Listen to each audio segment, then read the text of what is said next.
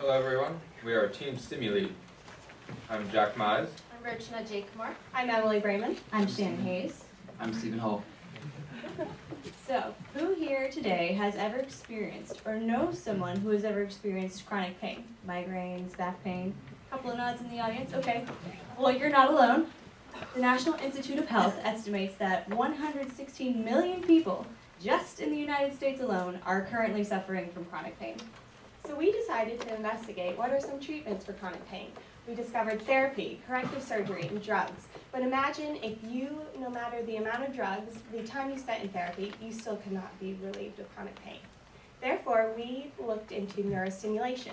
Neurostimulation is used for these patients that have chronic pain. It works by inserting insulated medical wires into the spinal column. These medical wires, called leads, are connected to a neurostimulator. The neurostimulator is essentially a battery pack that sends electrical pulses through the leads into the nerves. Therefore, the patient is feeling a tingling sensation as opposed to their chronic pain.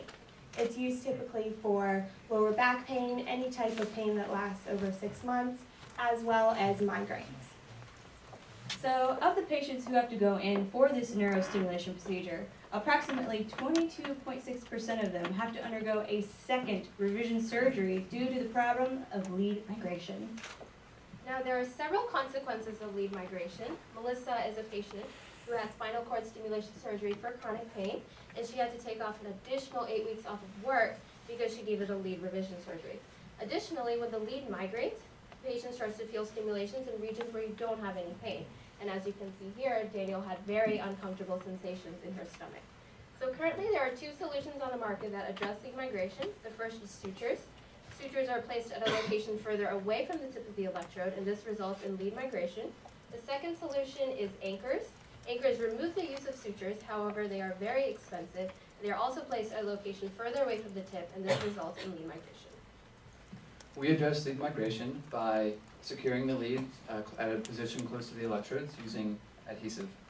Our design consists of a trilumen catheter, which is used to dispense a 2-component, biocompatible, commercially available glue into the patient's spine. Once the glue is dispensed, we want it to prevent it from contacting the electrode, so a barrier is placed onto the lead to prevent the glue from surging past. Our procedure involves a standard implantation of the percutaneous lead with our catheter and our barrier already attached. Once the neurosurgeon implants the lead and positions it appropriately, we then dispense the glue into the patient's body. The glue sets within seconds and secures the lead in place. The catheter at this point isn't withdrawn, and what remains inside the patient's body is our barrier and our biocompatible glue, which both degrade over time until scar tissue forms to secure the lead in place. So here's a picture of a prototype we made. As you can see up top, there are 2 syringes that are used to inject the glue through the catheter. At the bottom, that little white cylinder right there, that's the barrier made of PLA that protects the electrodes from the glue. And this is just a close-up of the catheter trilumens. Here's a video we have of dispensing the glue. As you can see, that's the green stuff coming out right there. It goes over the lead and adheres it to the patient's body, and the barrier protects the electrodes. Our device makes several unprecedented improvements to the current market. First among these is the proximity of the securement to the point of stimulation. This means that there will not be securement far from the stimulation, which leaves the lead to flail about and migrate. Additionally, the glue we are using sets in seconds, which means that we will add little to no time to the current procedure.